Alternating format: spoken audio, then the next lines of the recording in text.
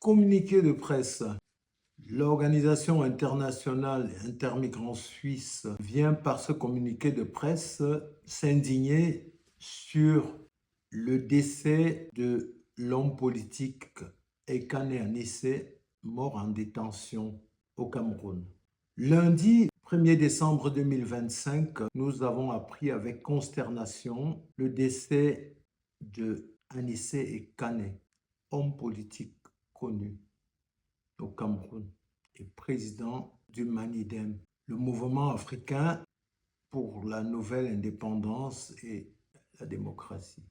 Ce leader politique est mort en détention dans des circonstances troubles et discutables.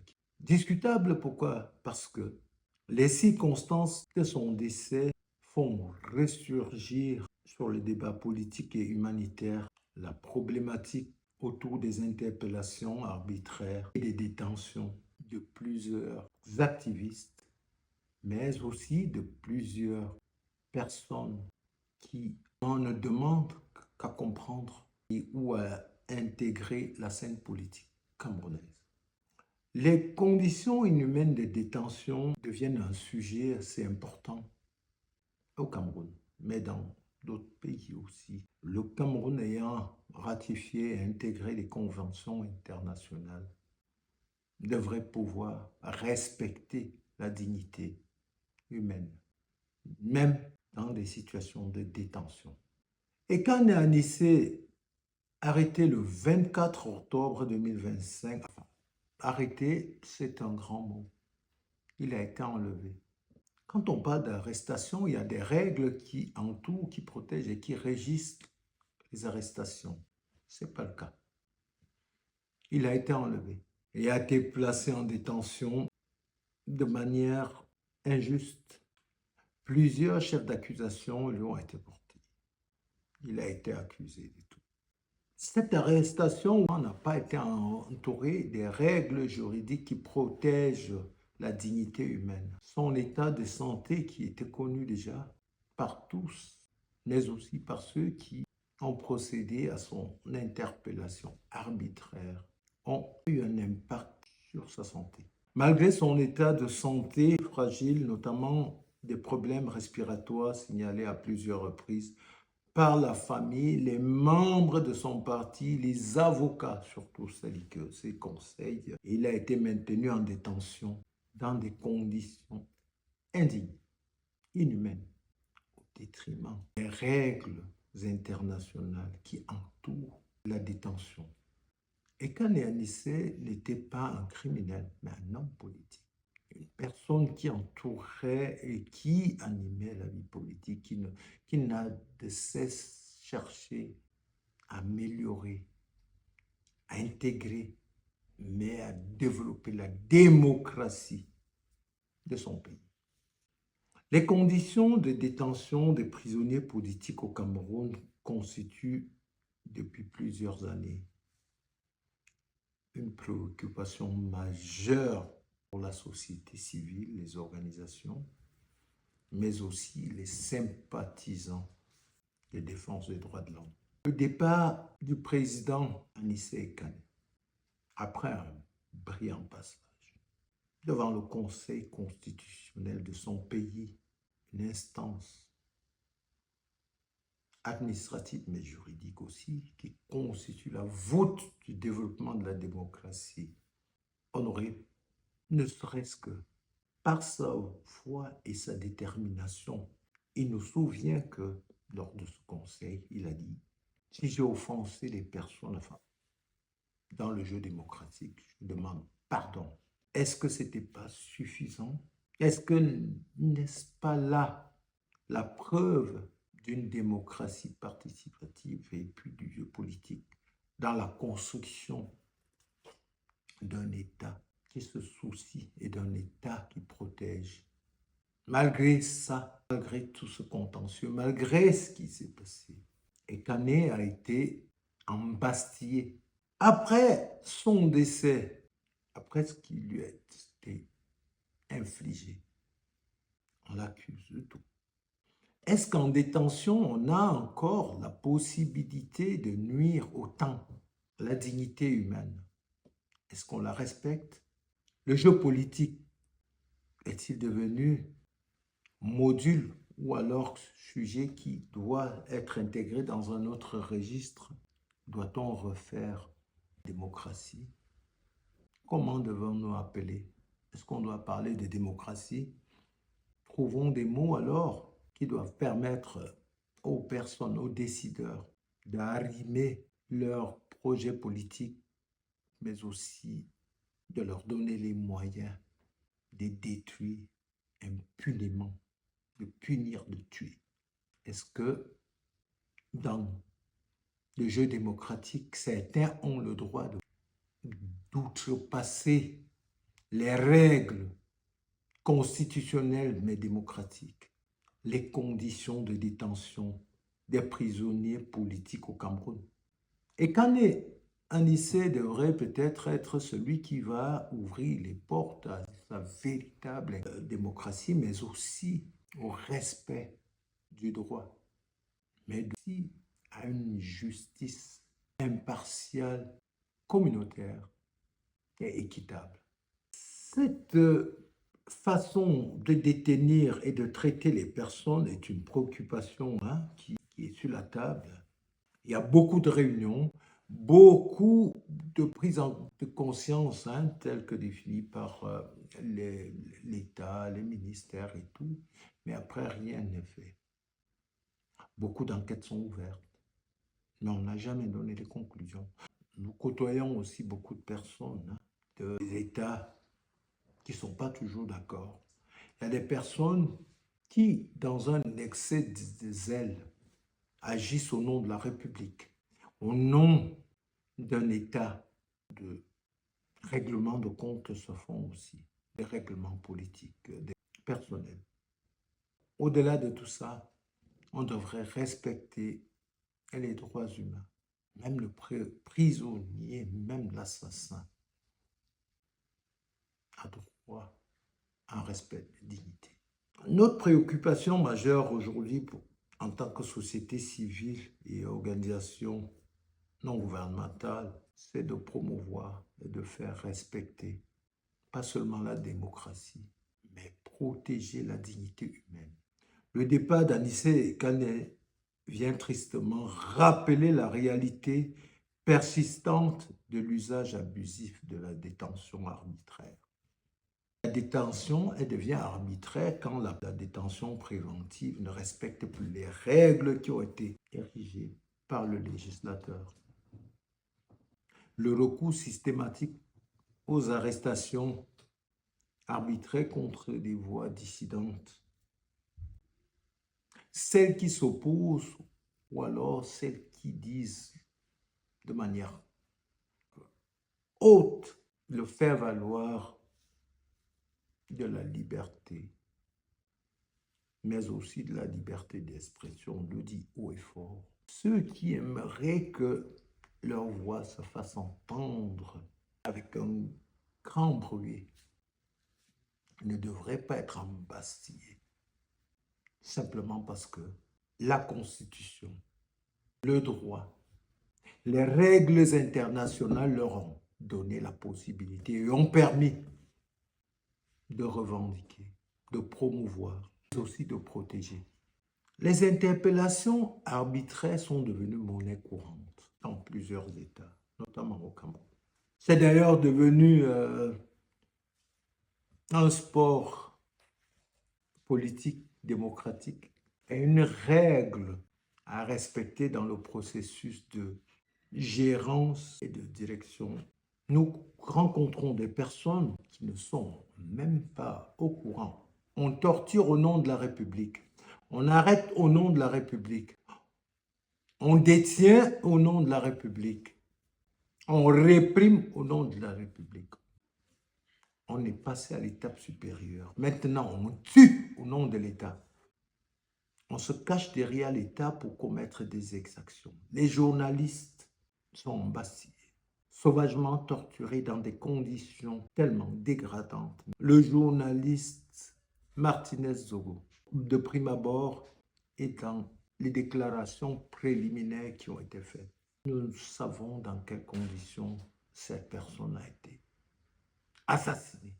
Dans cette situation, le commun des mortels aurait simplement souhaité mourir. Ce qu'on a fait à Martinez, juste simplement parce que dès son art, ce qu'il a appris toute sa vie, c'est-à-dire le métier de journaliste, c'est de partager, de discuter, d'attirer l'opinion publique sur la gestion, mais aussi sur le fonctionnement du monde. Pas du Cameroun, c'était du monde. Ce qui était un peu une interpellation, une sensibilisation, mais ce n'était pas ciblé à payer de sa vie. Aujourd'hui, Anissé en revient. Sa sépulture est en voie même d'être saquée. On espère que ce ne sera pas le cas. Nous pensons ici aussi à l'évêque Monseigneur Jean-Marie Bala, dont le corps a été retrouvé dans les eaux de la rivière Sanaga. Pourquoi nous n'arrivons pas à stopper? Pourquoi nous n'arrivons pas à sanctionner? Pourquoi nous n'arrivons pas à sensibiliser sur le respect de la dignité humaine? Monseigneur Bala en 2017, Martinez Zogo en 2023. Les enquêtes ont été ouvertes à grande pompe. On nous a parlé de beaucoup d'enquêtes. Les enquêtes sont ouvertes. Quelles sont les conclusions de ces enquêtes? On ouvre les enquêtes. Quand est-ce qu'on va les fermer et donner les résultats? La communauté internationale a fermé les yeux. La dignité humaine a été réduite aux intérêts économiques, mais surtout aux intérêts des personnes. Relisons les textes internationaux, les conventions. Quand est-ce qu'on a protégé? Il y a des États, nous nous rendons compte qu'il y a des États, quand ils sont entrés en guerre, le monde a tremblé. Pourquoi est-ce qu'on ne peut pas s'indigner aussi quand il y a des exactions en ce qui concerne le bafouement des droits humains? Pourquoi le monde ne tremble pas quand certains États bafouent la dignité, le respect, la protection de l'humain? Après, quand ils arrivent, parce qu'ils en ont marre, ils ont peur, on trouve encore le moyen de stigmatiser ces personnes en disant des migrants, des immigrés. Réveillons-nous, indignons-nous. Le cas de l'artiste Longuet Longuet, par exemple, de son vrai nom, Simon Agneau Lonkana, qui a été torturé. Des vidéos ont fuité. On voit très bien cette personne souffrir. Le respect, sa dignité, on l'a dénudé. Cette personne, simplement par son art, ce qu'il savait faire et ce qu'il sait faire le mieux, de dénoncer et même pas dénoncer, lui a valu un traitement dégradant, inhumain. On ne s'est pas arrêté là. On a même empêché de vivre de son art. Il y en a qui vont à l'école pour devenir ingénieurs. Il y en a qui vont à l'école pour diriger le monde. Il n'y a aucune école qui nous enseigne de devenir dictateur ou oppresseur. Il vit de son art. On a empêché qu'il aille même travailler pour vivre, nourrir ses enfants. Bon, c'est le jeu démocratique.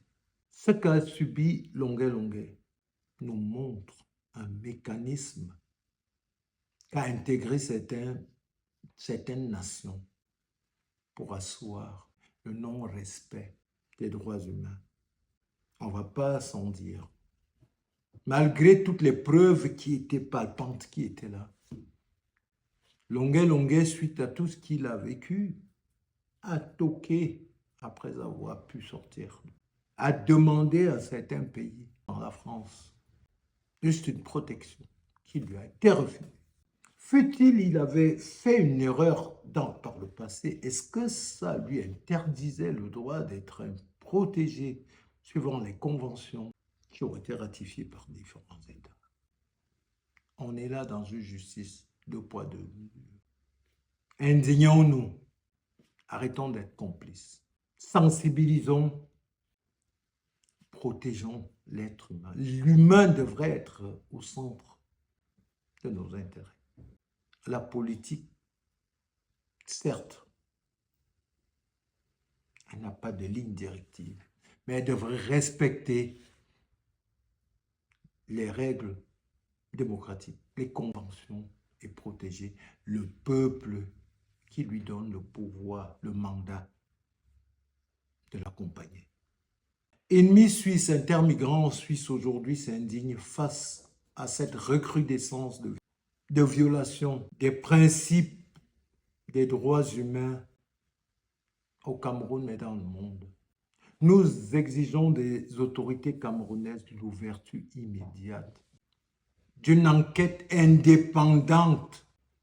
Nous reprenons l'ouverture d'une enquête indépendante, élargie, transparente, même si nous savons qu'on ouvre beaucoup d'enquêtes, on ne les ferme pas.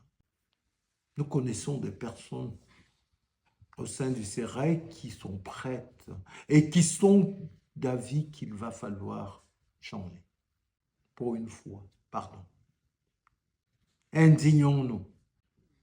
Mais pour cette violation de trop, la mort de Kane Anissé, toutes les personnes qui sont en détention simplement parce que dans le jeu démocratique, ils ont exprimé leur avis, devrait nous amener à le mot d'ordre, c'est indignons-nous. Indignons-nous encore. Peuple du Cameroun. Peuple de ma terre. Indignons-nous. Pas pour ce qui est fait, mais pour l'amélioration.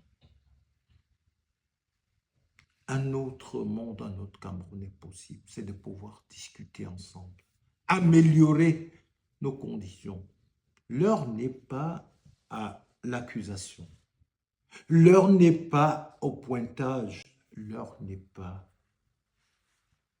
à la stigmatisation, mais l'heure est plutôt à l'évolution, la consolidation, mais aussi à la sensibilisation et à l'instruction. Enseignons à nos dirigeants, à nos forces de maintien de l'ordre, le respect des conventions. Nous interpellons la communauté internationale, les organisations régionales aussi, c'est-à-dire où il y a toutes les couches et toutes les organisations, les associations de défense des droits humains, la société civile, sont mobilisées afin que cette indignation puisse porter ses fruits, que justice soit rendue, que tous les prisonniers de la démocratie, les prisonniers politiques soient élargis. Et je pense que des fois, ils ne font pas tout juste. Pourquoi ne pas les sensibiliser et aussi les former au respect des règles des institutions? La douleur est très grande. Enfin, nous adressons nos sincères condoléances à la famille, aux amis proches, mais aussi aux membres et sympathisants de la famille politique des Kane Anissé, c'est-à-dire du Manédé. Nous leur présentons nos sincères condoléances et leur rassurons notre soutien et notre accompagnement. Merci beaucoup.